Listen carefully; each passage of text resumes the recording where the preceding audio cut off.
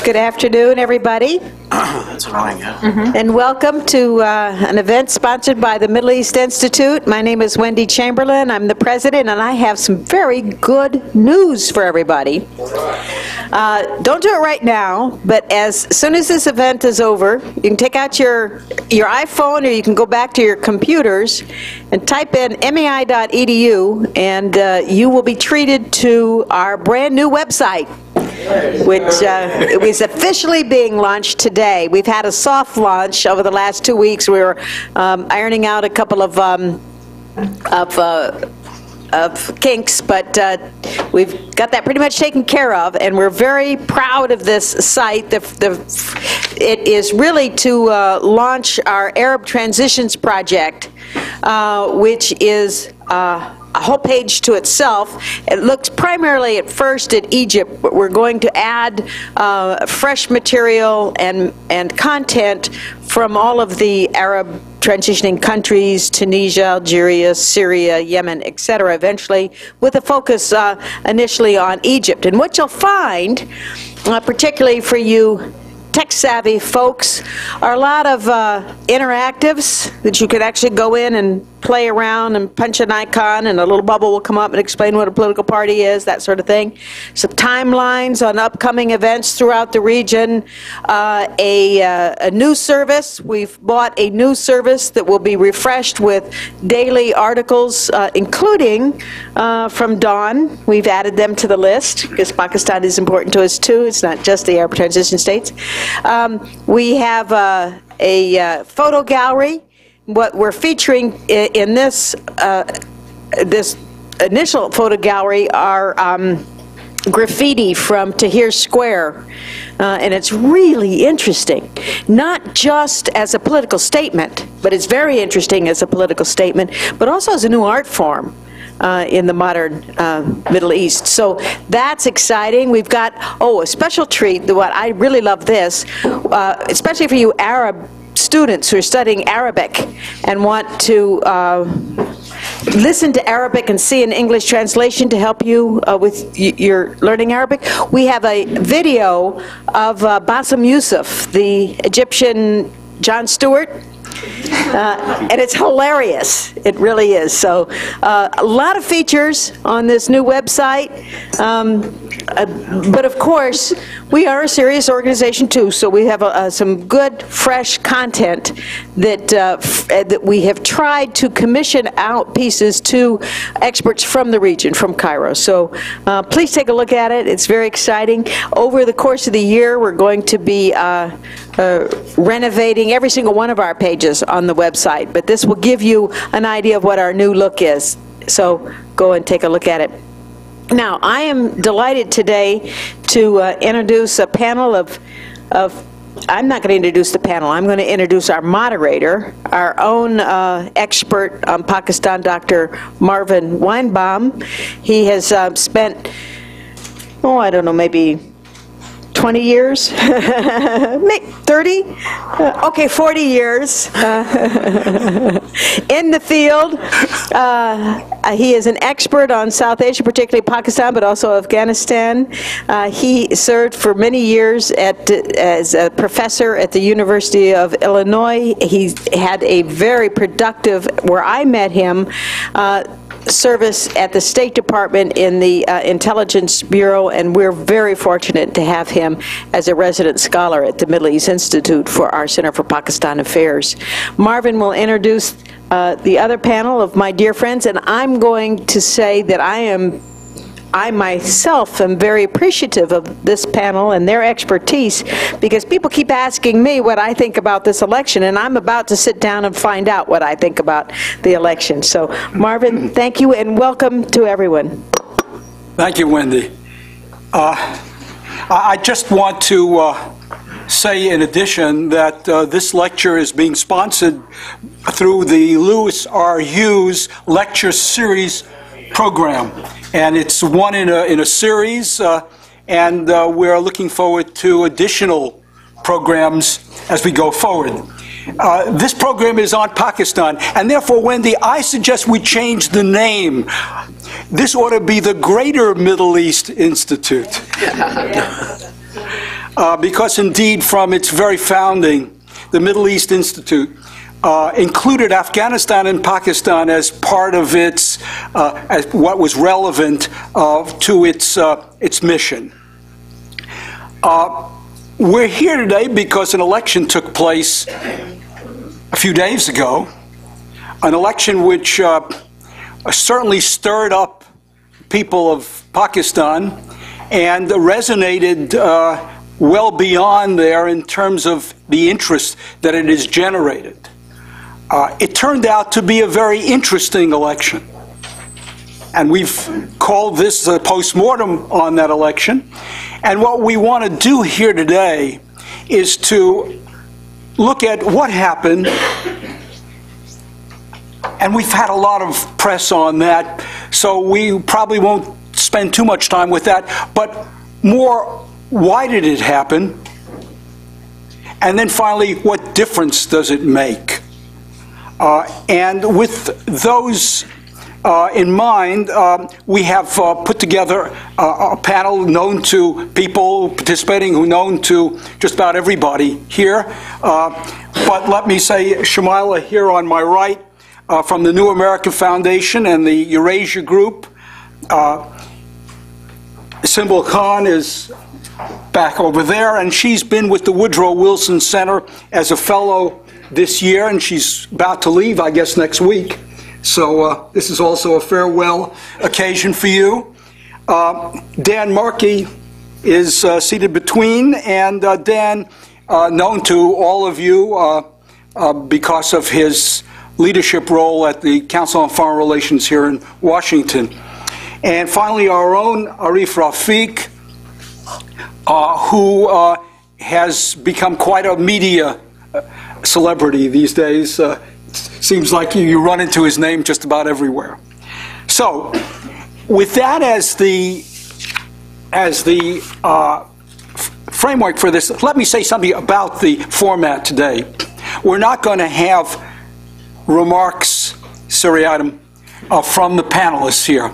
Rather, what we're going to do is have a set of questions.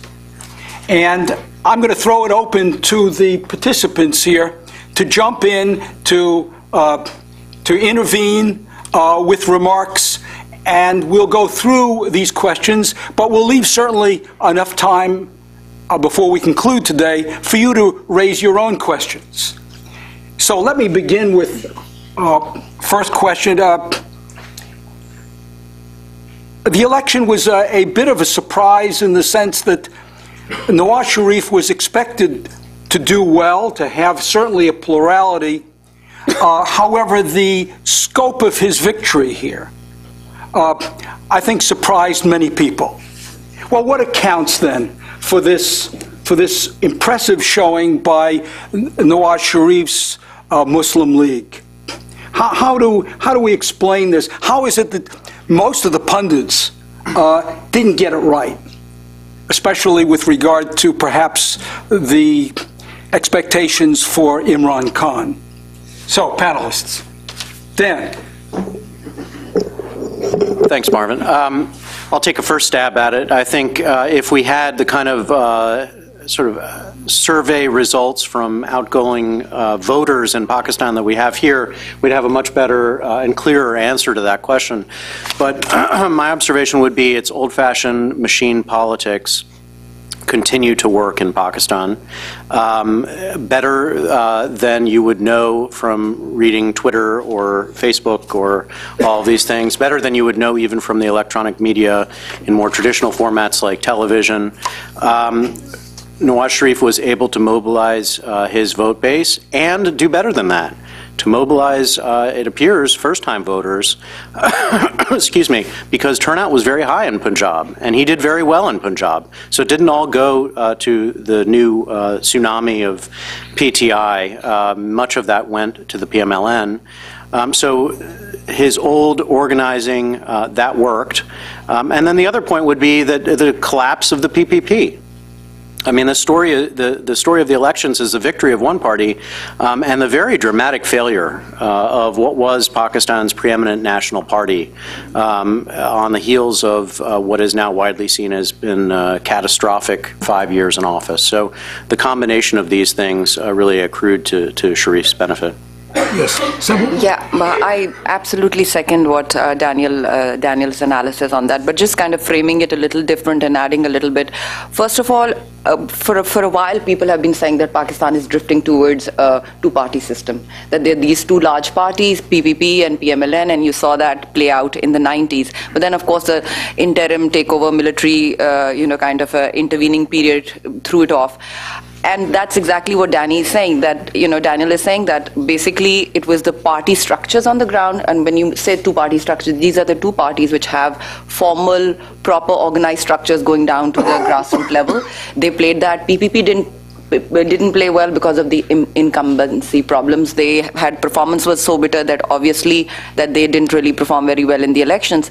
But Nawaz Sharif won. They had a very good party structure. The other thing was the performance in Punjab. Punjab voter turnout has been very good. And when you look back at the last 5 years, as a Pakistani, as a lot of other Pakistani observers, Punjab actually functioned better than the center. So that kind of a image is there, popularly present in Pakistan. That's the view, that Punjab government performed better. And obviously when you're looking at where the largest vote bank was, he had some very strong candidates at play at the grassroots level, and I think these two factors basically led to the sweep.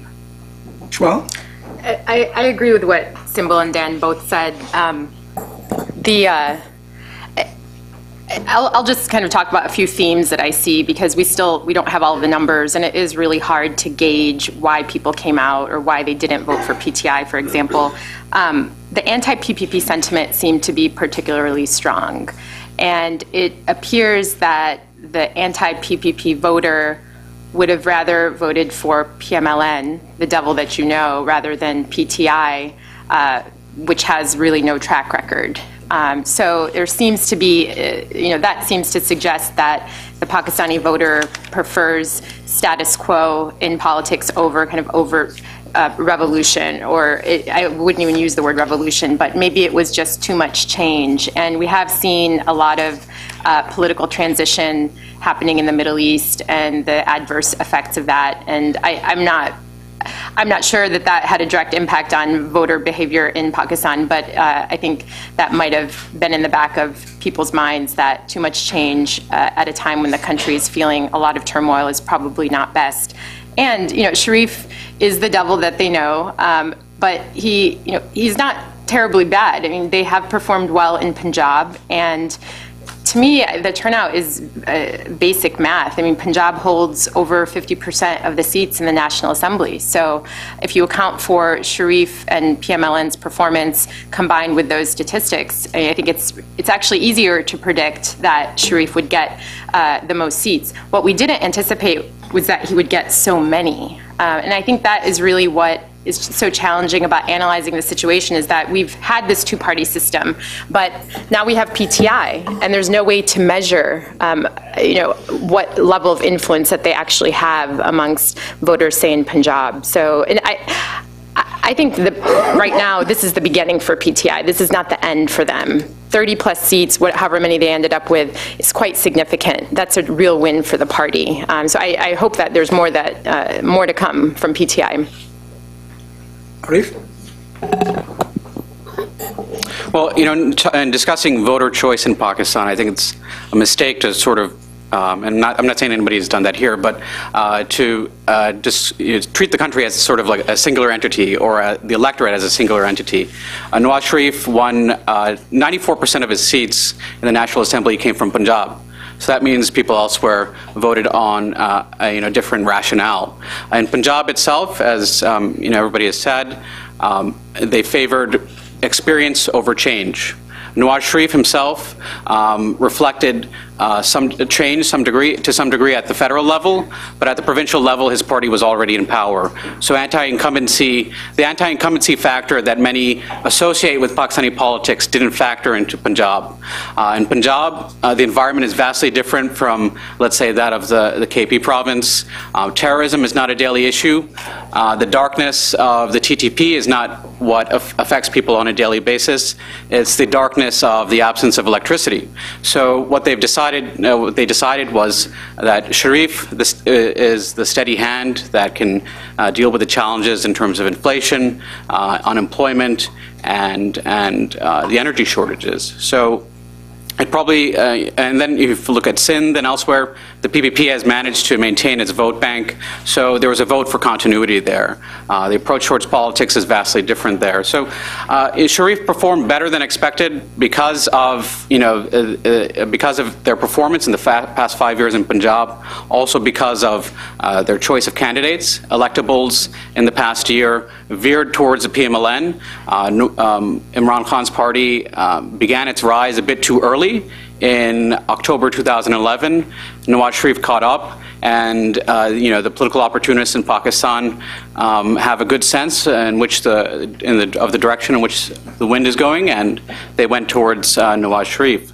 So a lot of it was about timing as well. So Nawaz Sharif's rise came about, or his renewal at the federal level coincided with or was much closer to election day. And so, if the elections occurred 1 year ago, we might have been talking about a clean sweep, Imran Khan's, a clean sweep for Imran Khan's PTI. I want to ask, does it make a difference here in the sense that is the voter voting for the party or the individual? It seems to me it's a mixed picture, isn't it? It has been said that Imran Khan, for example, came out with more novice candidates, people who did not have a standing in the electorate, and that hurt him. It fits in with Dan Markey's remarks about organization. But on the other hand, there were well-known figures in the PPP particularly, who you think, if anybody has clan power, these are the people who would have it, and they lost, which suggests here that personality didn't save when party was going down. Does that ring right? Well, the PTI ran two different campaigns in KP and Punjab. So in Khyber Pakhtunkhwa, a lot of these people were not the traditional politicians, the electable types, yet they performed better than other parties there. And so it was ideology that mattered. It was Imran Khan's stance on the drones, on the war on terror, perhaps his identity as a Pashtun that played a factor. In Punjab, the PTI members that won were the electables. So, we should probably look at Pakistani politics more on a regional basis. And I think, even in, we talk about Nawaz Sharif's ground game in Punjab. PTI also had an excellent ground game in KP, and so in Peshawar, Mardan, and elsewhere, it established an infrastructure, over the past year or two, and that helped contribute to its electoral victory there. Of course, it's a fact, isn't it, that no party ever gets re-elected in KP. If you look at all the last four elections, whatever party's in power is ousted, and another party comes in. I think PPP actually did suffer, though, because they lacked political leadership at a national level. I mean, that was one of the main issues for them. I mean, sure, the President Chaudhary is from PPP, but he didn't, he's not popular. He's not the person to go out, and he didn't want to go out because of security concerns. Bilawal wasn't ready to do that, and there were clear indications that inside the party, there were divisions over who should actually go out and not appeal to potential PPP voters, but the PPP loyalists, people who have always voted for PPP, who should reach out to them. So personality, I think, still is at play, but PPP just didn't win at it this time around. Dan? I would recount very briefly two stories, not because this is a scientific analysis, because I think they're revealing. The first is a story of a conversation with a driver, a Pakistani Punjabi driver, when I asked him what he thought of the PTI. And he said, oh, it doesn't matter what I think of the PTI. In my constituency, everybody votes PMLN. There's no point. So I think this says something about machine politics and about the reality in many of the constituencies. But the second story would be a conversation with a seasoned Pakistani politician who tried valiantly to try to get a seat allocated to him to contest with the PMLN and didn't get it ultimately.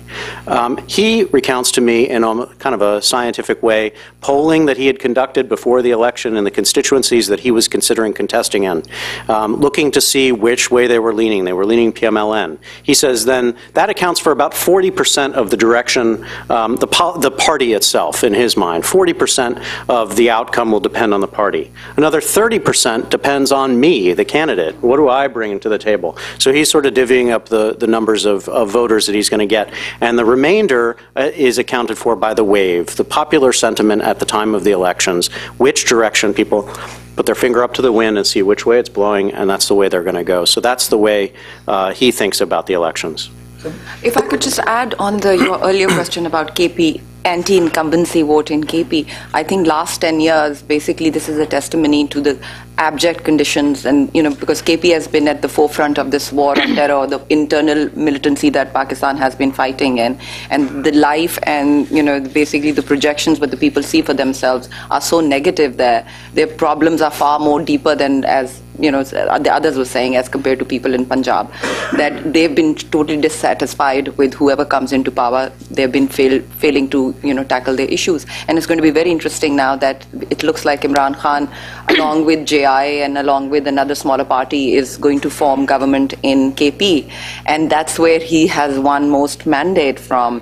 Whether he will be able to deliver to the people of KP, I find that this whole issue about PTI coming into power in KP, although he's met Nawaz Sharif in the hospital and there's been a kind of a very healthy exchange between them where they've talked about trying to work together on terrorism issues or setting up a national terrorism strategy.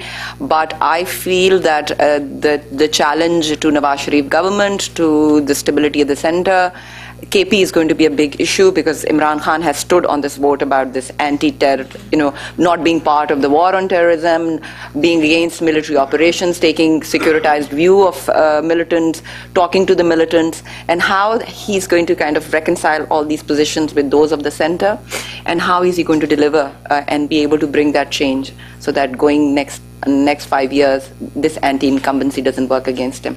Another question here. It turns out that Nawaz Sharif is pretty close to having a majority of the seats. We're still waiting on the outcome, perhaps as many as 25 constituencies. But how much of a difference does it make now that he doesn't have to worry about forming a coalition with one of the larger or smaller parties, but may be able to, if he does so, it would be just to cushion his margin of seats in the National Assembly. Are we likely to should we expect a different kind of a government by the fact that he will be able to do what he wants to do? Can I take this one? Yes and no. I mean, yes, it's more stable for the foreseeable future, but the internal challenges to the government will be fewer. Zardari spent most of his time trying to maintain this very fragile, weak coalition. Partners would leave the coalition in exchange and come back in exchange for very specific concessions, particular to their provinces. That is less likely to happen, I think. Less likely to happen also is, a vote of no confidence, for example. So any kind of challenges from within, I think we can say, with confidence are, not likely. But the challenges, the external challenges will be there. The security issues, Nawaz is going to need the provincial governments to be on board on a lot of these things. I agree with Symbol, KP is going to be an issue. And then also you need the Senate to pass legislation.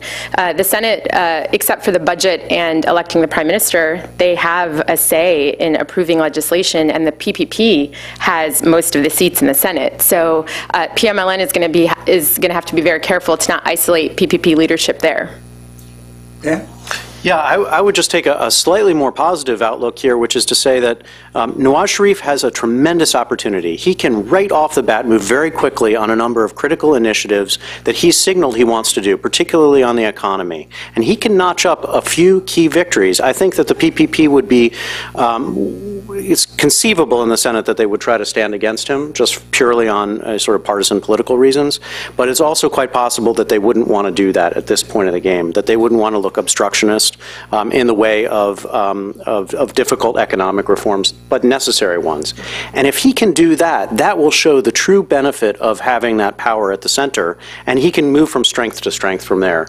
He can deal with all of his potential adversaries, including even the military, because he will have racked up some early wins and a legitimacy and a popularity that hasn't, as Shamila said, hasn't been there for the last government. So this could be, he has the potential at least. I'm not saying this will happen.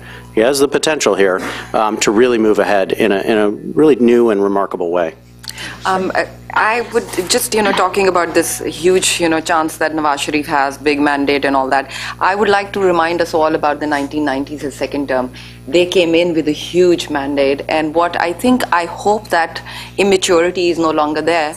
That immaturity is no longer there, which they showed last time. With that huge mandate came overconfidence. They started overstepping on the judiciary. They started overstepping. Obviously, there was this tussle with the military, and that totally unraveled their rule. So I think if he's learned anything, any lessons now, they'll probably use this mandate very judiciously and try and take as many of the actors along. I agree with Daniel that I think they might try and work things out with the PPP and take most of the actors along. This initial trip to Imran Khan's hospital room, and suspending election proceedings and campaigning, and when Imran Khan had that bad fall before that, it is showing this kind of a little bit of a maturity where they want to take most of the actors along and not completely push things which might just shatter the whole system.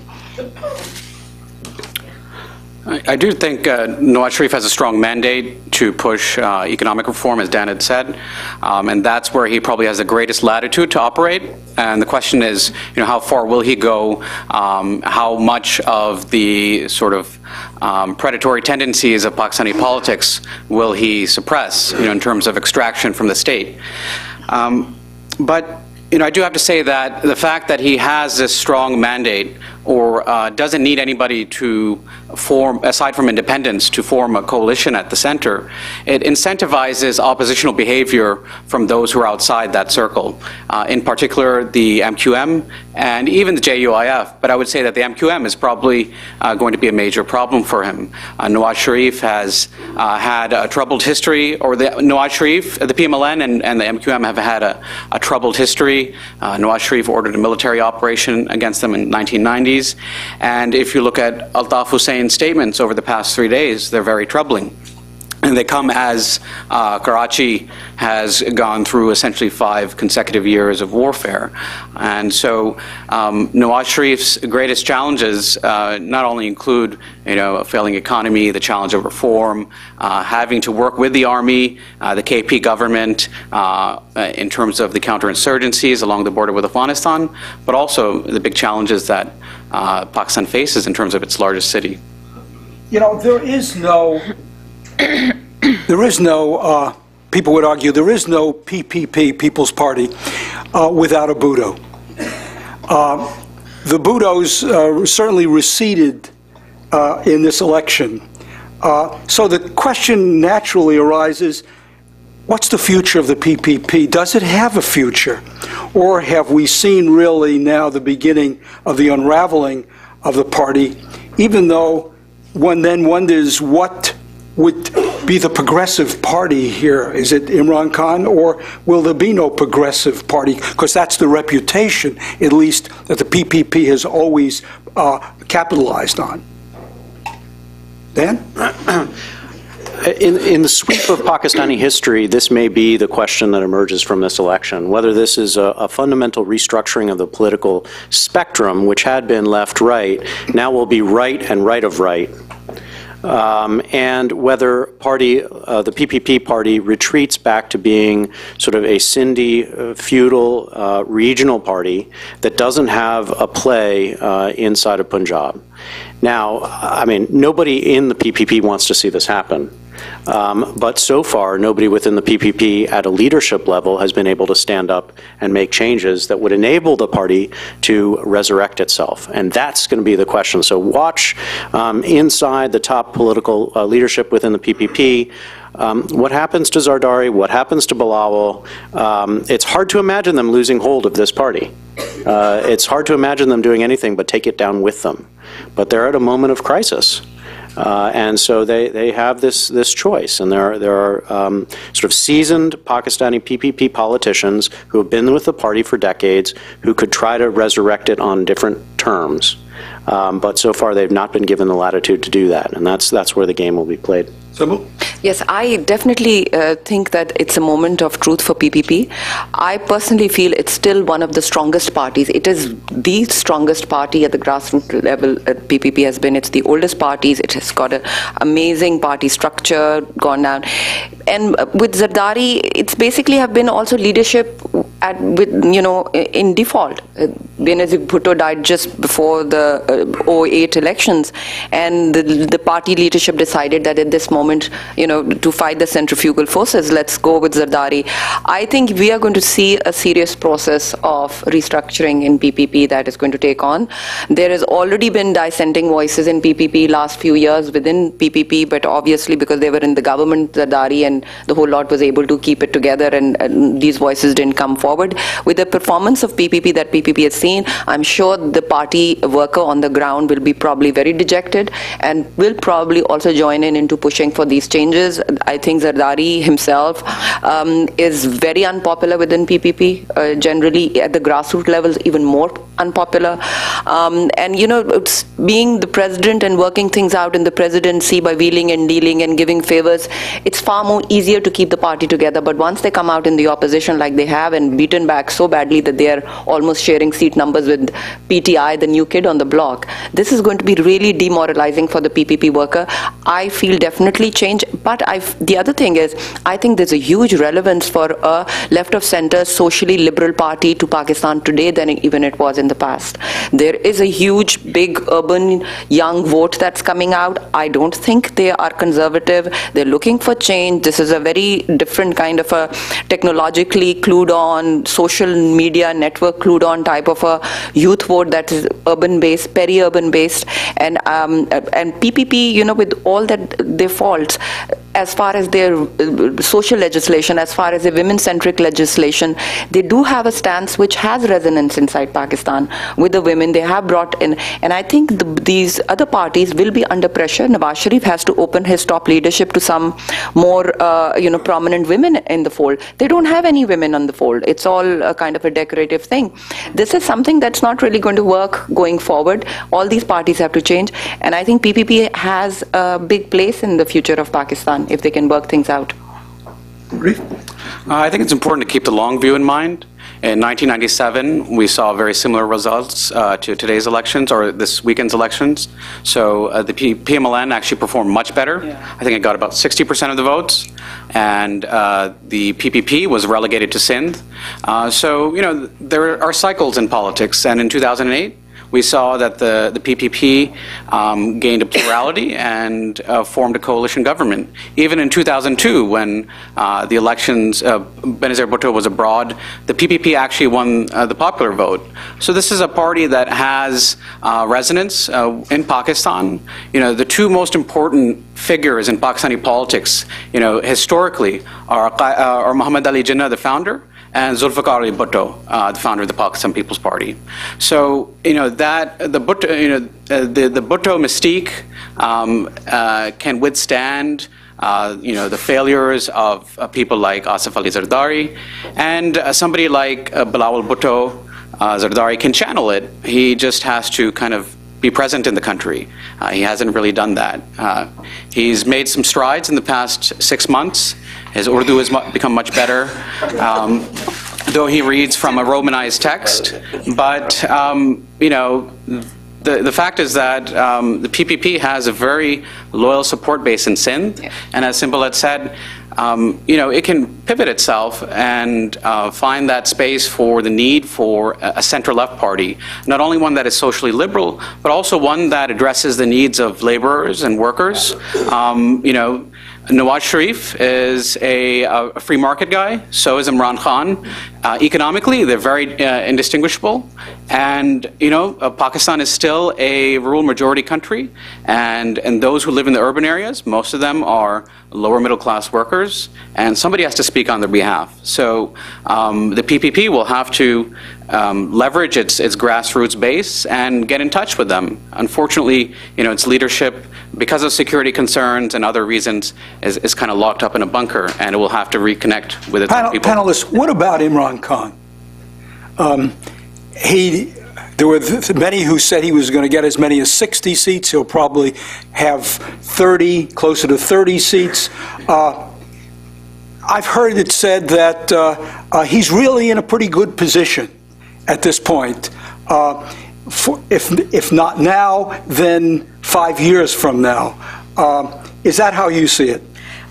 I think the number of seats that he has now definitely put him in a good position to be a strong opposition voice. That's for sure. And if they continue to do what they started, they could be in a good position in 5 years. But they really have to put their money where their mouths are. A lot of these ambitious policies on changing the feudal system, land reform, this is not going to be easy to do even in 5 years. So I'd like to see some examples of that. And are they going to do that in KP? I mean, I would be really surprised if they do that in KP.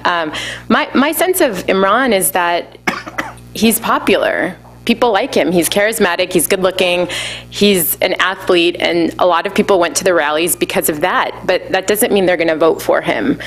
So in this case, you had the personality, but you did not have the party structure. You need a little bit of both, and they just don't have that yet. So, I mean, this is their chance. Yeah, if I could, if these were direct elections, if we didn't have a parliamentary system, presidential system, I think Imran Khan would have had a far bigger chance of winning this election, but this is not how politics works. Constituency politics, how the party structure is, that is absolutely essential for getting the vote out on the voting day, and they missed out because it's a very new party, as Shamila said. The other thing is, if you look at the top-ranking leadership around Imran Khan's party, he has picked and taken little chunks out of other parties. So this party as a party hasn't really gelled in people's minds. There are people from People's Party, there are people from PMLN, people from PMLQ, which form his core leadership who was seeking out vote. But saying all that, I think getting the votes that they have gotten is remarkable. It's an amazing feat. I never really believed that he's going to get the 60 seats that he wanted and become the prime minister. I've heard that people had packed up their bags and moved to his room in the hospital that they're going to form government. That's true. But I think that's also a level of immaturity, which shows a level of immaturity that they believe that. I think performance in KP is going to be critical for PTI's future in the next 5 years. How they're going to do in next 5 years is going to depend how they do in the KP province. The incumbency in KP province, because this is what he's focused on, it's going to be critical. But I think I'm happy with the third kind of a force coming on a Pakistani political front. Let me raise a question that obviously comes up by virtue of the fact that during the time when Nawaz Sharif was in opposition here, he said some pretty tough things about the military.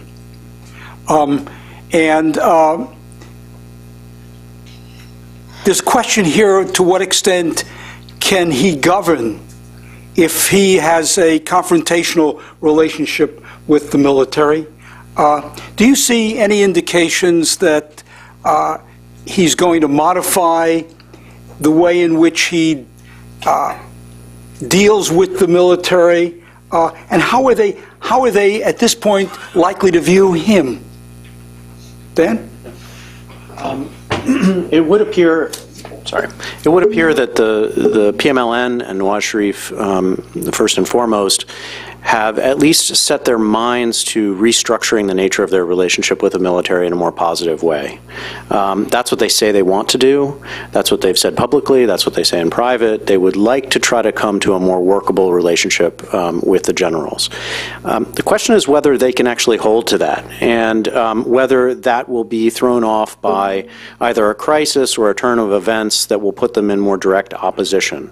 And if that happens, that would, of course, derail a lot of the other things that he'd like to do on the economy and otherwise. So it would be problematic for his continuance in office. It would be problematic for his agenda, and it would be problematic for civil-military relations across the board. But the couple of things that stand out as potential problems right at the get-go is Musharraf. What's he going to do with Musharraf? How much of a problem is that going to turn into for him and the military as an institution? It doesn't have to, but it could. And the choice of the next army chief. These are the two things that are upcoming. His management of these, he could manage it reasonably well. That is, he could be magnanimous in victory with Musharraf, and he could, but basically usher him out the door at the same time. And he could seek a very institutionalized relationship with the military that allows the senior-most officer to assume the role of Army Chief, which would be less interventionist, and less politically seen as an effort, a very direct effort to challenge the internal authority of the military, while at the same time asserting the basic right of the civilians to appoint the Army Chief. So I think there are ways to manage it, but it's going to be difficult. Well, I think also in terms of foreign policy, overstepping on India, going too far without the right level of coordination with the military would trigger some kind of escalation of tensions. We know that Nawaz has a good history of wanting to open up with India, and his past policy is sort of consistent with the current policy. I think he was pursuing a much more rigorous normalization than we're seeing happening right now, but a lot has changed since Sharif was in power, and the government has basically delinked the security policies with India and the economic policies. So economics can move forward, but let's keep security separate from it. If Sharif tries to go against that and be a little bit more ambitious, I think that could be problematic for him. And the second foreign policy issue is Afghanistan. What is Sharif's policy on Afghanistan? Nobody knows. And it's going to conflict with all kinds of policies that he's had internally in Punjab in dealing with militants in southern Punjab that are connected to the Pakistani Taliban. Pakistani Taliban have said, we're willing to negotiate with Nawaz Sharif, we'd love to. Maybe the military is happy about that, who knows? I haven't really seen an indication of their view on that just yet. But again, if he pursues something in that vein, would he go too far? Could he go too far and get into the military space on national security issues? In the past 5 years, the PPP has basically stayed out of that space by choice. Clearly, there was this informal agreement between the PPP and military leadership that we won't get into each other's hair. The military can pursue its interests, and the PPP can finish its term. Don't bother us. So, is Sharif going to pursue that approach? I don't know. I haven't seen any indication of that. In terms of Pakistan's mainstream political parties, it appears that the PMLN and Nawaz Sharif has probably the most radical perspective on reforming civil-military relations. So if you look at its own manifesto and then statements by Nawaz Sharif and others, they've called for a completely civilian-led national security formation process. Nawaz Sharif has also called for forming a commission to investigate the 1999 war in Kargil with India and to hold all those military officers accountable. If we just look at the statements of General Kiani from the past 6 months, holding military officers, current or retired, accountable through civilian courts is something he's quite concerned about, despite his support for democracy. So the question is, will he move forward with these type of measures, holding Musharraf accountable and others? I think, as Dan had kind of alluded, the economy is his priority, and so at the very least for the next 6 months, he's going to play it safe. One of the early tests is whom he will choose as the next army chief. He has said that he'll just choose the most senior officer. That's been said in the past. We'll see what happens when November comes, October or November. But I think what we'll probably see is that he will try to use formal institutions like the Defense Committee of the Cabinet as a means to develop consensus between the civilian government and the military leadership. This is a proposal. The PPP government actually tried to renew this consensus-building body and use it to replace the National Security Council that Musharraf had brought in. And actually, a few weeks or months before Nawaz Sharif was deposed in 1999, one of his major advisors, Sartaj Aziz, had actually proposed building up this institution, developing a permanent secretariat so it functions in many ways like the National Security Council in the United States. So I think what we'll see is Nawaz Sharif playing it a bit safe and working institutionally to impose or to institute civilian control of the military. Whether or not he will push forward with retributional type of acts, I think we might see that. There'll be a greater probability for that a year or so later. But I think in the end, he has a big picture in mind, and I don't think he's willing to take those kind of risks, at least right now. Nawaz has been accused of being soft on extremist groups. Is that legitimate? And if so, what does it mean? If I can take this on, I think this accusation has come out far more stronger in the last month or so before the elections, when there were sectarian attacks on Shias in Quetta and some in Karachi, and they were being traced back to some militant groups, Lashkar-e-Jhangi especially down, which have bases in the southern Punjab. And there was a feeling that there was no significant action taken by the Punjab government to address the situation. I just feel that first, one, it was just very close to the elections. I don't think Punjab government at that point, or Nawaz Sharif himself, the whole party was very sensitive, because they were seeing the sweep that they were going to do in Punjab. There was a clarity that if they go to elections, there was a big chance that Nawaz Sharif the party is going to come into power. They didn't want any situation created on the ground which would call in for an interim setup or would delay the elections. And they felt taking a very strong kind of action in southern Punjab, security situation can be created where the military can use it to delay elections for a while, and it can kind of snowball. So they decided not to move.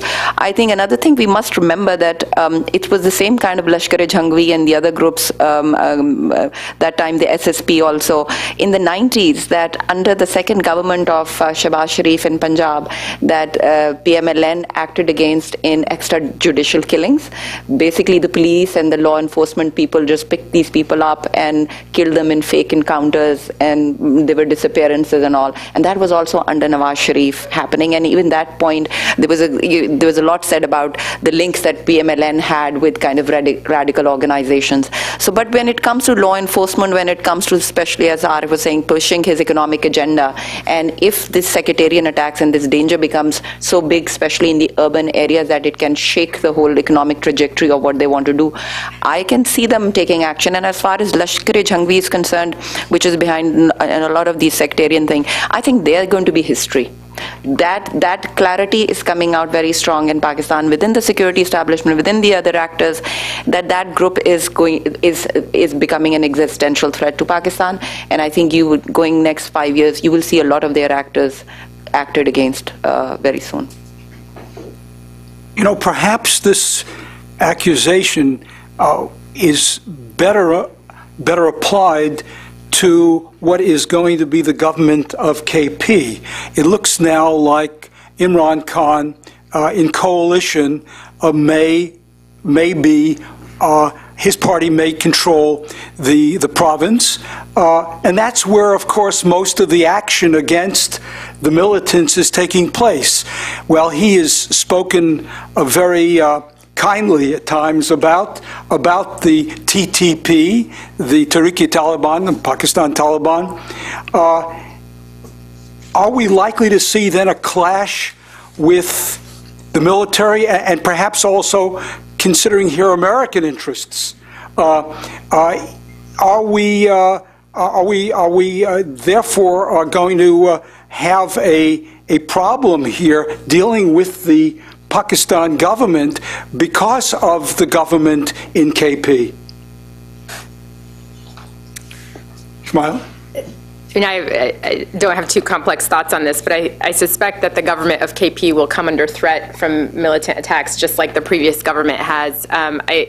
Imran Khan does take a softer tone towards some of these groups, and his views are much more conservative than, say, PPP. PPP is much more vocal about speaking out against these groups, but I mean, Imran Khan is not pro-militant. He's not in bed with the militants, and they're going to face the same problems that the previous parties have faced. And the real challenge will be how does the KP government, and maybe Imran has a better chance at it because of this softer tone, but how do they take advantage of their leadership position and coordinate with the military with any kind of future campaigns that the military wants to lead in there. And I actually think there's a broader problem that needs to be addressed. And Sharif can't run the country like he runs Punjab. Okay, and so I take Symbol's remarks about the relationship with militants into consideration, but there does seem to be some kind of informal agreement. Don't attack us and we'll let you be.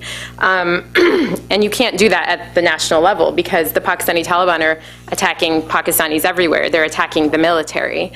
So for Sharif, I think the problem is, how do you deal with the threat in KP? How do you deal with the Pakistani Taliban and get them to stop attacking Pakistanis and not have a backlash in Punjab? If I can intervene, what I meant was this was a more kind of a pre-election kind of an understanding. I don't think this is going to stretch to Sharif's policy. If you see the statements today, even from Imran Khan, the first statement that he's made today from the hospital is saying that he's going to ready to work with Sharif on a anti-terrorism strategy for the country. So there is a realization, an all broad realization coming, that, and he said that there is a huge terrorist threat to Pakistan, internal terrorist threat to Pakistan.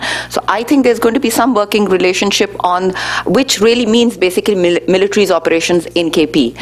And Imran Khan is getting ready to put his weight behind those operations. He is not going to, kind of detract from that approach of supporting or not supporting military operations. But the second strand is going to be where he's going to take a very strong stand is on any kind of a drone strikes that the US takes place in the KP. There is going to be two strands of his strategy in KP as far as terrorism is concerned. He's going to support the military's effort and go along with the national approach to maybe talking to the militants, which has been going on for the past 5 years, constantly talking to them when the talks break down and the military operations start again. But there's going to be another strand where he's going to take a very strong populist stance against drones, and he's going to put pressure on the center government in the center, on Nawaz Sharif, the onus of acting and, kind of using, changing US behavior as far as drones are concerned, is going to be put on the Nawaz Sharif government to handle it in their bilateral relations. Yeah. There is, there is a strategic approach that Nawaz Sharif and Imran Khan could employ over the next couple of years that would basically reduce the degree of violence inside of Pakistan, but do so in a way that would be not particularly welcome over the long term in the United States and not particularly healthy to Pakistan's long-term future. And that is, captured in this term of negotiations. There are all kinds of negotiations that you can have with these groups that basically will quell the violence. Now, will that mean that you take a forthright stand against these groups, or whether you will simply temporize with them and push them off to another day and push their fight potentially outward to Afghanistan, toward India? These are the kinds of things that the U.S. government needs to watch really closely, because on the surface it may look like a reduction of violence and in some ways a somewhat more sophisticated means of dealing with these groups. But the consequence of these things, if not managed very, very carefully, is that you provide long-term greater safe haven and operating space for these organizations to metastasize over time and to jeopardize both Pakistan's stability and regional stability. And so there's a kind of a short-term, long-term game being played here, and there's every reason to believe that both Imran Khan and Nawaz Sharif have every incentive to pursue a short-term game of temporizing and negotiating to pursue their economic initiatives, their other political initiatives, but whether or not that's healthy is another question altogether. Well, I think, if both parties pursue this type of, short-term détente with the militants, that will definitely put them at odds with the military. General Kiani had said on April 30th that for the second time in a major address, he had said that this is our war, and he criticized those who say the opposite. Now, I think the greatest, perhaps a greater challenge for Imran Khan in terms of counterterrorism and counterinsurgency won't happen in Fatah, which is under the control of the federal government, but in Swat. And so that's where the military has really invested its most in terms of conducting a full-fledged counterinsurgency. And the challenge now is for the provincial government to take the reins, to take hold of the reins, and man the police, develop an infrastructure there, and finish that, and do the building aspect of the clear, hold, build sort of approach to counterinsurgency. That has been a failure of the previous government, and Imran Khan, 2 of his party members were elected to the National Assembly from Swat, and I'm not sure about the Provincial Assembly, but so his party members will be there right front and center, and looking at the modus operandi of the TTP, they will put these people will be targets for them. So he is on the front line in terms of Pakistan's war on terror, and he will have to make some choices that will make his approach and his view of certain groups much more evident. He will, he and Nawaz Sharif might actually have to start referring to these groups by their name, as opposed to using more ambiguous terms. Is it fair to say that as the United States looks at the results of the election, that this was the best of all possible outcomes? I agree with that. I would venture it and agree with this. When you look at the whole spectrum of parties, we've discussed them to bits, their weaknesses and all. And I think what most of Pakistan's friends and partners, international partners, would wish for is a stable or a relatively stable Pakistan, a country of 185 million people in a very critical area of the world. I think that's basically a huge US interest, at least how they look at the whole region, bordering Afghanistan on one side, India on the other side. I think the basic bottom line anybody outside could look for is basically a government or a state of affairs that can maintain a certain level of stability and starts focusing on the economic issues that the country, debilitating economic and energy issues that the country is facing. And I don't think out of all the parties anybody is better placed than the PMLN to kind of carry out that kind of agenda. So yeah. Yeah, I agree with all of that, and I would make one very friendly comment about the way the U.S. government has actually played the past several months. Stayed out. Stayed quiet. You don't hear the storyline, at least I haven't so far, from Pakistan, that this was a political process that was some way manipulated or brought about by the Americans. Actually, I take that back. I did hear someone say that the United States supported Nawaz Sharif over Imran Khan, but I think that's not the central storyline, and I don't think that a great deal of credibility has been given to that. And so I think, in particular, Secretary Kerry's decision not to come to Pakistan when it was being considered, when I believe he would have shown up at about the same time as Musharraf landed back in the country, that would have been a very bad move. And sometimes doing nothing is better than doing something, and this is one of those times. I agree as well, but I would caution us a little bit. I mean, it's always nice when it's good when a new government comes in with such a strong mandate, and we should congratulate the Pakistanis for going out and voting in such strong numbers in the face of the security challenges. But Nawaz Sharif isn't going to be able to save anything, especially when it comes to U.S. National security interests. Pakistan is a very different country from when he was last in an elected position. And one thing we haven't talked much about, we've alluded to, is that the power of institutions is much more significant now than ever before. The judiciary is still around. We don't know which issues they're going to pick up. This issue of Imran Khan and what aspect of U.S. policy is he going to pick apart and challenge the national government on, I think should be top of the list for the United States. U.S. security policies destabilize Pakistani politics, period. That's just a fact. And so it's up to the United States now to figure out how far they want to push certain policies, given that the political climate has changed and it is more stable. But it doesn't mean that Nawaz Sharif is going to say, hey, great, you have 1.5 years left until your drawdown, kill as many people as possible with drones. That's just not possible for him to do, no matter how much of a mandate he has. So I think we have to be very realistic about what we expect him to do when it comes to U.S. policy. I do think, I agree with Dan and in the sense that the United States has kind of learned how to do no harm. And it's taken a little while for people in Washington to learn how to do that.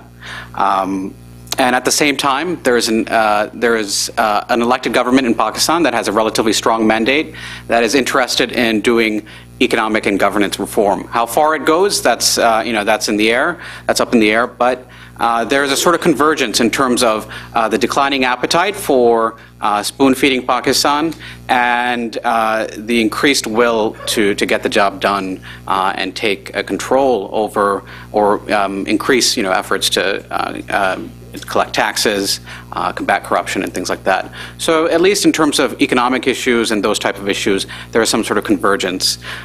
In terms of counterterrorism and national security issues, I think I'm as uncertain as everybody else is about how Nawaz Sharif will pursue that. He's somebody who, from what I know in terms of the past 5 years, him and Shahbaz Sharif have said the right things privately to foreign visitors, but now the challenge is to actually act upon those things that they've promised, and so he'll be tested in terms of not just the counterinsurgency in Fatah, but also the war in Afghanistan, Lashkar-e-Taiba, and these other groups that are based in Pakistan. And they have perfect opportunity to, let's say, conduct another attack in India. And what will Nawaz Sharif do? He might be tested in ways that we can't really foresee. And so I think there's a huge amount of ambiguity in terms of his approach towards foreign policy and national security issues, or more so national security issues.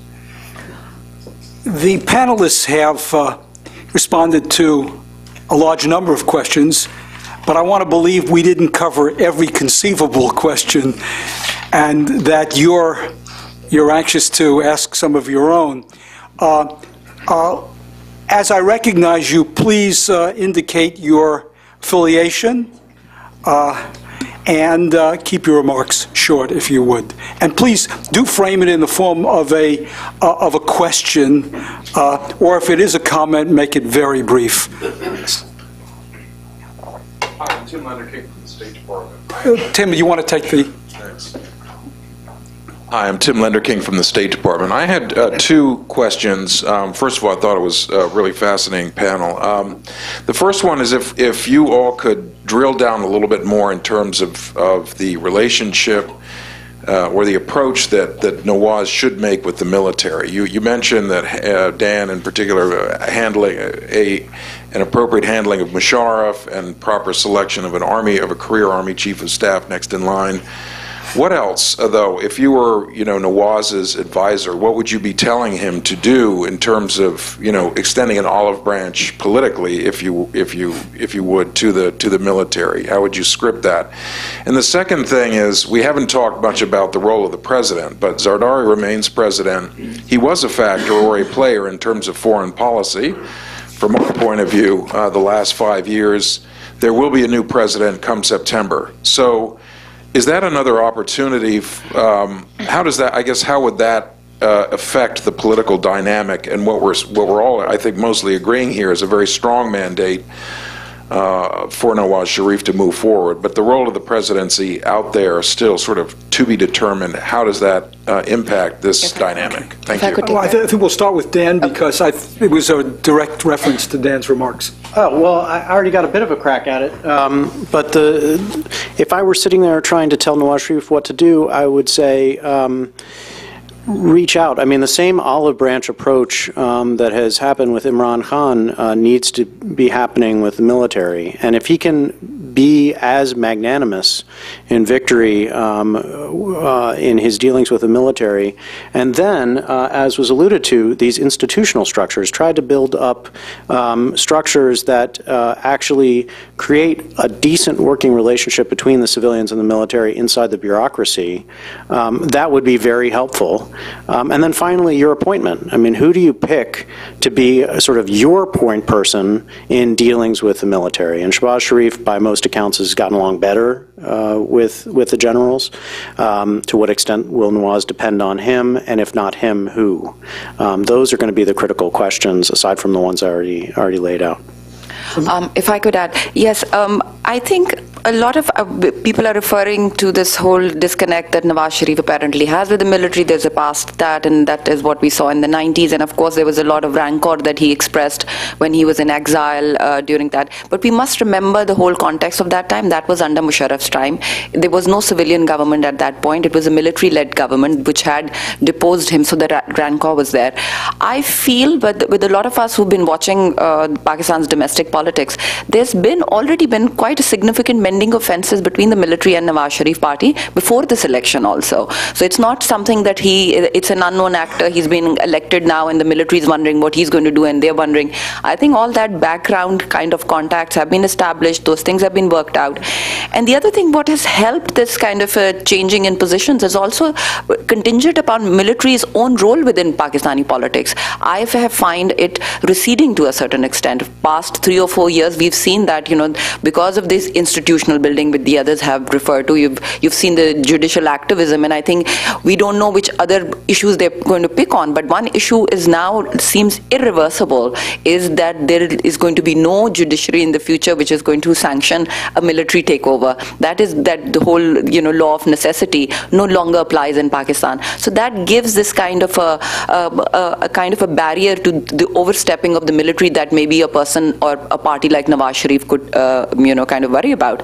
And I think taking from that, one thing we would advise Nawaz Sharif also, just as we are working on building institutions, he should also respect, the political party actors should also respect the military's institutional inner thinking. And if there is an institutional way of selecting the top person, too much of meddling at this point would only make things worse. And I think he's not going to do that. That's definitely clear. As far as the president, I think we're going to revert back to the parliamentary way of doing things, where the prime minister and the cabinet is the heart of the government and foreign policy. I think this was an anomaly that was happening during Zardari's tenure, where the kitchen cabinet and Zardari's own little setup within the presidency was running things, and obviously making a lot of mistakes in doing that. I think we're going to revert back where policy is going to be made within the prime minister's secretariat. Thank you. Let me also mention that we had an 18th Amendment which stripped the president of powers, and so that what Zardari was exercising was more his informal influence than constitutional powers. Yes. Could I just address the question of the military? In the past 5 years, we've seen 2 methods of civil-military consensus building. One has been the use of the Troika, which are the informal meetings between the president, the prime minister, and the army chief, and the other is the DCC. Since Prime Minister Raja Pervez Ashraf took over, the use of the DCC was much more infrequent, and then they reverted back to the Troika. Nawaz Sharif has called for using these institutional methods, these formal methods in which the Prime Minister is at the head of the table and is clearly the Commander-in-Chief. He's called for using these institutions as opposed to these informal methods. He might want to use the Troika in terms of developing a personal relationship, mending fences with General Kiani, but there are other ways of doing that. But I think what we'll likely see is that he'll try to use the DCC. In terms of overall relations with the military, it's important to go back again to General Kiani's statement on April 30th. He had said that both the democracy and good governance are the means for Pakistan to address its current illnesses. And so he didn't simply say democracy, he also said good governance. And that was a sign that the military wants the next government to deal with the economic and governance challenges. So it was a bit of a departure from his previous statements in which there were these sort of boilerplate references in support of democracy, and he actually probably, kind of stepped out of line, but it demonstrated, gave an indication of the military's expectations for what the next government should do. Shamila?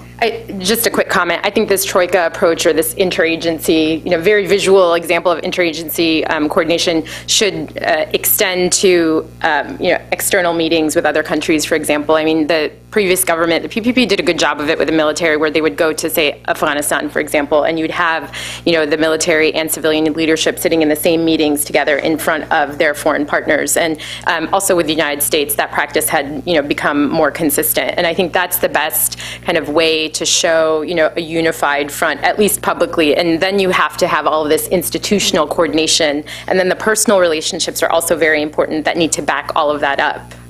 Yeah. This gentleman down here. Thank you. Tariq Shafi, a private citizen. I agree that no news has been good news, in the sense that I, like Dan Markey, didn't hear that America, the US, or Europe, outside forces had anything to do with the outcome of the elections.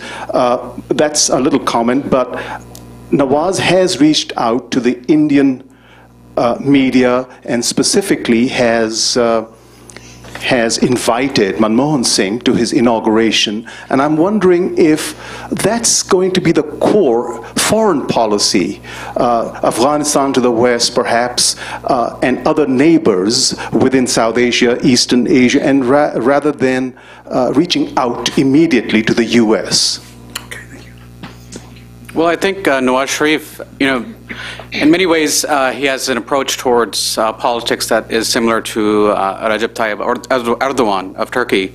So, that includes putting the military back in its barracks, economic reform, and zero problems with neighbors. That Turkey hasn't achieved that. Its neighborhood is on fire.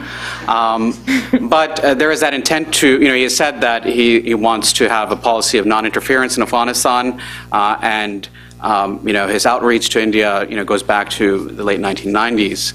The question is, will he be able to do that? I think the military will give him space to reach out to India, and also serve as that civilian face for engaging Afghanistan in a political settlement.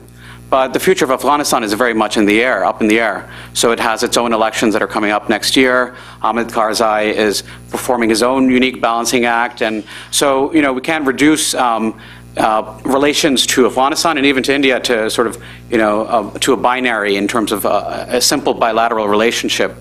There are plenty of spoilers within each country that can derail any sort of positive momentum that, Pakistan may have with Afghanistan or India.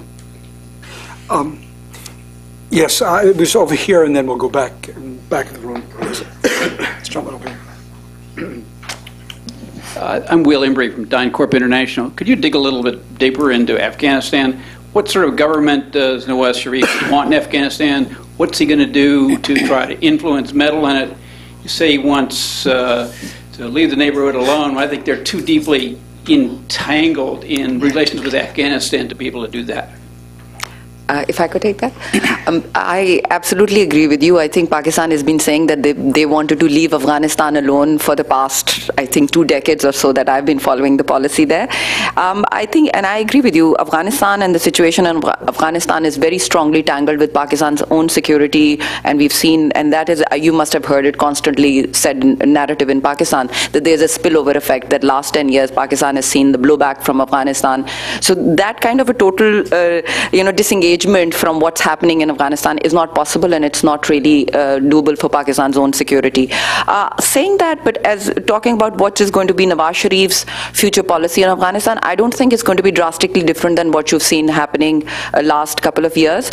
Last few years, what we've seen, even with the weak PPP government, that there has been, as Shamila was also talking about, this whole process where the security and the civilian side have sat together in Troika meetings and other meetings, and especially even the Foreign Office has been been far more closely involved in policymaking on Afghanistan and even in India than it was before. It used to be security policy was supposed to be totally the military's kind of a field, and it was something that the military ran without little input from the civilians.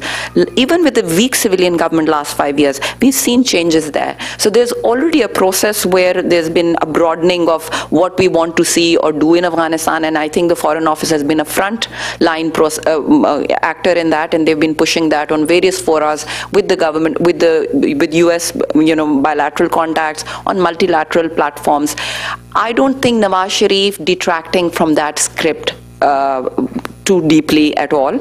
And last 1 year, when you saw the closure of the GLOCs or the ground lines of communication, with the U.S. after the Salalah incident, there was a huge process which started in the parliament where they made these parliamentary committees of defense, which had all political party actors together, who thrashed out a policy on Afghanistan. Afghanistan was discussed very deeply. Nawaz Sharif's party's representatives were very strongly present in that. So there has been a broadening kind of a understanding on Afghanistan that's emerged within Pakistan.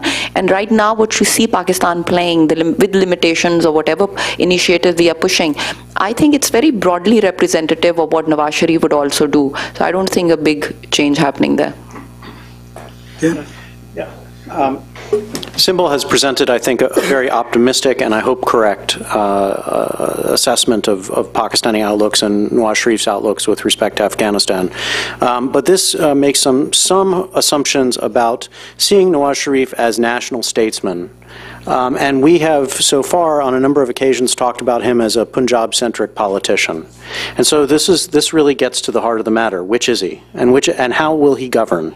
One of the most troubling episodes in recent Pakistani history was when Shahbaz Sharif, who was at the time the chief minister of Punjab, basically asked the terrorists of Pakistan to direct their attentions outside of Punjab to spare his province because they, that is the PMLN and the Taliban, were effectively on the same page in resisting external domination of the United States and internal dictatorship of Musharraf.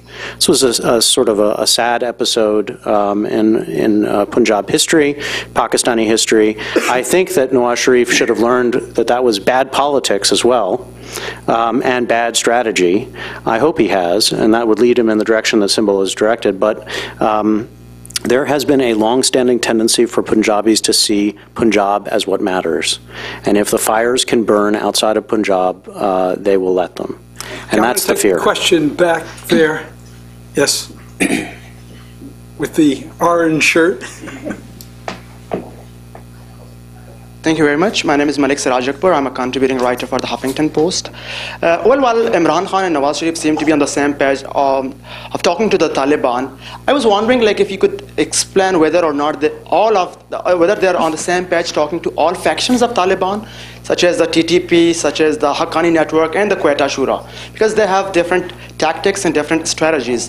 The TTP might be attacking the Pakistani citizens, but it's not at war with the US, whereas the Haqqani Network is at war with the United States. And then you have the Quetta Shura, which engages itself with a long-term policy of Islamization, supporting the Jamiat Ulama-Islam and the Jamaat Islami in Islamizing Pakistani society. So how is Pakistan going to approach all of these actors? Because some of them, like the Haqqani Network, is not an enemy of the Pakistani state. Thank you. Can I take this one? I will start with Shamila. Go ahead. This is all you. I think we're going to see a lot of consistency in this policy. It will continue to be the same. And what it is Sharif will, I think, toe the military's line on this one, that the Pakistani Taliban is enemy number one for the state. They're killing Pakistanis, they're attacking the military. And that's, there's an existential threat there too. So you can sell that to the Pakistani public. But on the other groups, Haqqani Network, Quetta Shura, there's not going to be much change in that policy. I don't anticipate seeing any more aggressive Pakistani actions against these groups because of there's no change in the Afghanistan policy. And the Afghanistan policy is that Pakistan does not want an unstable Afghanistan, but they also would like to see a government in Kabul that doesn't hurt its interests. And we all know what those interests are. And going hard against the Quetta Shura, the Afghan Taliban, is going to damage any chances of kind of a healthy relationship in Kabul if the Taliban are destined to return into some kind of political role. And we all know that you can't kill all of the Taliban, that they're part of the fabric of Afghanistan, and they will have some kind of role in the future of the country. And that role right now is unknown, and I don't think Pakistan wants to make any bets on winners or losers because it lives there. The people are there. They're going to face it much more directly than we will. I agree with Shamila's really good analysis. Just adding one little point, and this is very central to me because this is what I've been researching here for the past 9 months that I've been, and that's part of my project. Pakistan, right from day one, has had that very clear distinction which was missed. Sometimes, I don't know how it was missed in the West. We always had a distinction between what we consider Afghan Taliban and what we consider the Pakistani Taliban. And somehow, I don't know, it's the speech acts or the narratives have gotten bungled, and here whenever we talk about Taliban, everybody considers that, oh, if we are fighting the TTP, Pakistan is also going to extend it to the Haqqani network, as you said, or Quetta Shura. For us, that is part of the Afghan. It's part of our foreign policy on Afghanistan. That's linked to that. And as Shamila said, there is no change in our policy on Afghanistan. This has been consistently, I'll say, we've shown a lot of consistency on that. We've been sticking to that. We've been sticking to the point that the Afghan Taliban, right from the start, if you look at the Bonn process, Bonn 1, you go back to look at the files of Bonn 1 process, and they're all now available over the net. Pakistan was saying that in 2001 and 2002 to the US that, hey, the Afghan Taliban are going to be critical to any kind of a political deal. They have a political role to play in Afghanistan. Let's create a framework where they can play that role. We are consistent on that. We are saying the same thing right now. So I can't see there any kind of an action being extended to Haqqani network or to other Afghan Taliban present inside Pakistan. On the TTP also, there's been a lot of discussion about what is talks with the Taliban mean when Nawaz Sharif says that he's going to open negotiations with the Taliban. I think you can find an echo of the same kind of a strategy that we've seen unfolded in Afghanistan, where there's been talk about reintegration versus reconciliation, that you open the field and you try and break away certain smaller groups, because when you look at TTP is an umbrella organization. There are a bunch of smaller local groups also part of this core of TTP is the Masood-based, from South Waziristan, Masood tribal-based organization. The rest is Lashkar-e-Islam joining with them, then there are Afridis and the other ones joining with them. So this kind of a framework is a political also and security strategy. You offer talks to some, try and break some, and then use military operations against the ones that are unbreakable or which are characterized as security threats. I think that's what's going to continue. We'll probably have time for only one more question. I just wanted to add on this, what might be very interesting is as the United States draws down, that narrative which is so strong in Pakistan that most of the problems with militancy and radicalism are all traceable to American actions across the border. We're going to see how somehow you can resolve this when those problems don't go away, whereas the United States has gone away. This gentleman right here. Yes. Thanks. Hi, my name is Sam Ahmed. Why don't you wait on sorry. Yeah, my name is Saf Ahmed. I'd like to thank the panel. I'm from the Department of Defense. Dr. Weinbaum, thank you for bringing up the 18th Amendment, because I wanted to ask specifically about that. I mean, it did strip the presidency of all its powers, but it also devolved a lot of power to the provincial ministries. And the way it's shaping out right now, you have basically sort of 4 disparate provincial assemblies and then another disparate national assembly. So how do you think Nawaz Sharif is going to deal with that? And is he capable of dealing with, say, a hostile government in Karachi that's encompassing Sindh, and possibly a hostile government in KP, which from a security policy perspective is the most critical province for Pakistan right now? Tough one. Yeah, I'm not sure what to say because, he doesn't have a precedent. There's no precedent of a strong working relationship between the PMLN and the MQM. And if you look at the predicament that the MQM sees itself in, just look at it from its own vantage point. It is not needed to be part of the to form a federal coalition, and it's not needed to form a coalition or a government at the Sindh level. And this is a party that has been part of at least the past 2 federal and provincial governments. I think it was even briefly part of Nawaz Sharif's in '97. So you know, they like to be in power, and they feel that Karachi is their domain. It's being challenged by demographic changes. There also has not been a local government there since 2010. And the MQM is a legitimate political party in Pakistan, but it also is quite comfortable with the use of force to achieve its objectives. So, you know, the challenge is for Nawaz Sharif to be able to somehow, as a national leader who has no real presence in Sindh, to be able to deal with what is effectively a provincial issue, but in the country's largest city. So he doesn't really have much institutional ability to do that, and there also isn't that working ability. So I'm not really optimistic about the future of Karachi and Nawaz Sharif's ability to handle that. And I'll let somebody else comment about the KP. Anyone else on this? Yeah, just I think it's a really interesting question. It's one of the big unknowns, and the fact of this provincial disparities in terms of each being run by a different party, different ethnic groups, is going to be a huge challenge to national unity. But just on the MQM, you know, if I were trying to advise Nawaz Sharif again how to manage this, it would be try to pay them off early, not because you need them. In fact, because you don't need them.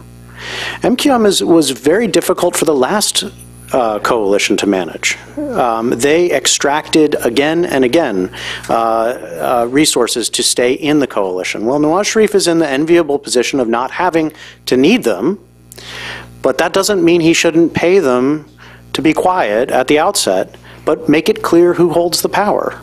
So he might be able to pull off a management relationship if he, again, and this is a similar situation, you know, dealing from strength gives him some cards to play with them. And in the same way, I think he can deal from strength with the KP government. But it's going to be tough. And specifically, since you're from the Pentagon, I mean, it's going to be tough, for instance, to manage how the provincial government and the Fatah Secretariat and all of those guys who are on the ground actually deal with other actors who are on the ground there as well, in Peshawar and in the field. They're going to have a lot of capacity for troublemaking if they choose to. They could be helpful, but with the JI and coalition and with the rhetoric of PTI, you know, I think what we need to do is try to convince them that it's governance that will win them both another round in KP and a potential return to Punjab to contest again. That's the only way they get a chance. If they want to outflank the central government to its right, play a game of oppositional politics from KP, they can kiss goodbye their chances in Punjab in the future. That's got to be the message that we would want to play to them, to urge them toward responsibility.